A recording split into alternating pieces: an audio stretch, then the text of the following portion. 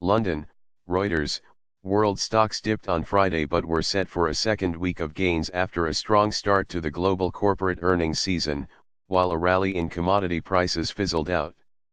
The MSCI All Country World Index MIWD 00000 which tracks shares in 47 countries, was down 0.3%.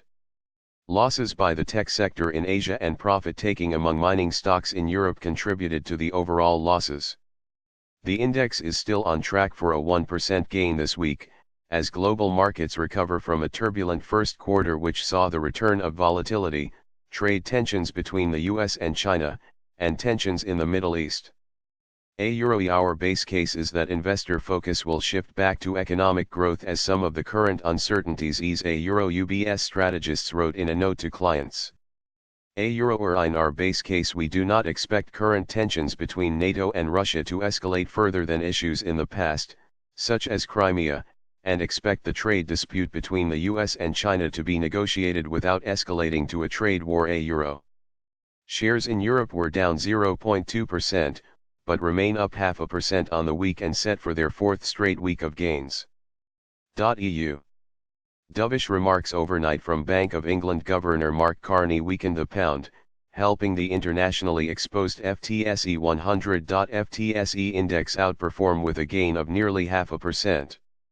Sterling continued to fall against the dollar, hitting its lowest level against the greenback since April 6. Expectations of a UK interest rate increase in May has shrunk to around 40% from 70% earlier this week. Elsewhere in currencies, the Swiss franc was slightly stronger against the euro after falling to a three-year low of 1.20 per euro on Thursday. That was past the level which was defended by the Swiss National Bank, SNB, during the brief era of its currency peg with the euro, abandoned in January 2015. The dollar index, which measures the greenback against a basket of peer currencies, was up 0.1%.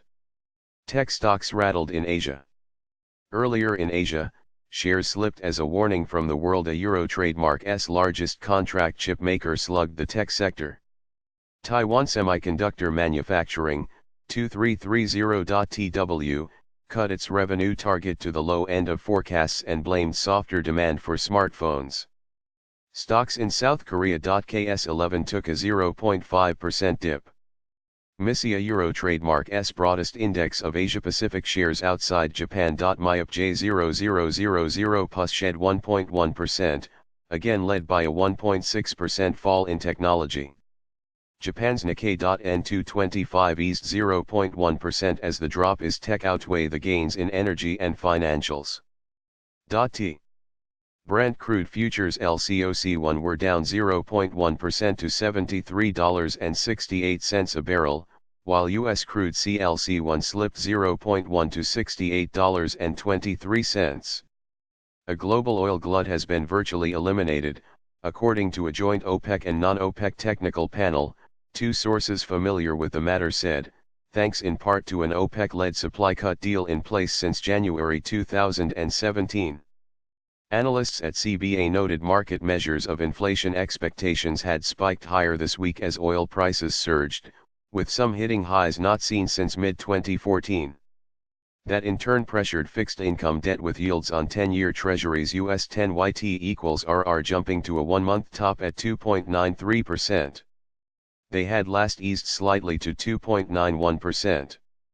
Yields are up 10 basis points in just 2 days, the sharpest move since early February. London aluminum prices ticked higher as a rally driven by fears of supply disruptions caused by U.S. sanctions on Russia. Euro trademark's United Company Rusal, 0486.HK, the world Euro trademark's second biggest aluminum producer, regained momentum. Spot gold XAU was down 0.2% at $1,342.56 an ounce by 8:32 GMT.